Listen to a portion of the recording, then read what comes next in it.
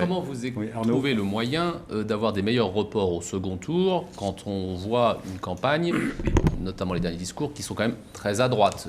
Quand on remet en cause Schengen, c'est pour plaire plutôt à l'électorat populaire ou du Front National. Comment Nicolas Sarkozy obtient-il des bons reports de François Bayrou, absolument indispensable pour gagner au second tour? C'est en effet une question très pertinente, Monsieur le Parmentier. C'est un sujet sur lequel nous pouvons réfléchir régulièrement. Je pense qu'aujourd'hui, il s'est passé quelque chose à la Bastille de très important.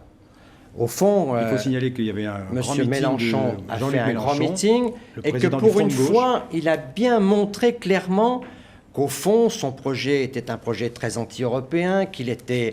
J'ai vu que déjà les écologistes avaient réagi contre ce repli de la France sur elle-même. Au fond, M. Mélenchon affirme ce qu'il appelle lui-même une ligne rouge.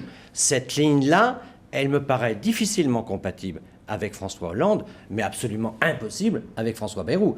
Je pense que la campagne à gauche va dériver vers la gauche plutôt que vers le centre. Je pense que de plus en plus, Mélenchon va peser, et vous savez qu'une des conditions de l'accord entre M. Mélenchon et M. Hollande, c'est pas d'entente avec M. Bayrou. Je pense que la campagne de François Hollande n'est pas la campagne qu'il souhaitait. En général, les campagnes, on part du noyau dur. Le discours du Bourget pour François Hollande était un discours à gauche, puis on va vers le centre. Le discours de Nicolas Sarkozy était plutôt sur sa droite, puis on avance. Là, je vois bien que M. Mélenchon est en train de tirer la campagne à gauche, ce qui, je l'espère, libère des terres du centre. C'est une bonne nouvelle pour la majorité, finalement. Je pense que... La montée en puissance de M. Mélenchon. Je pense que Mélenchon, moi je l'ai connu au Sénat, c'est quelqu'un de respectable. C'est quelqu'un qui travaille, c'est quelqu'un qui a du talent, c'est quelqu'un naturellement qui présente un projet de société qui n'a rien à voir avec ce que des gens comme moi qui sont plutôt au centre peuvent envisager pour notre pays.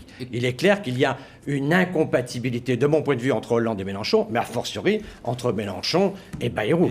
De ce point de vue-là, je suis beaucoup plus près, évidemment, de François Bayrou que Hollande n'est près de Mélenchon. Oui, vous avez dit on a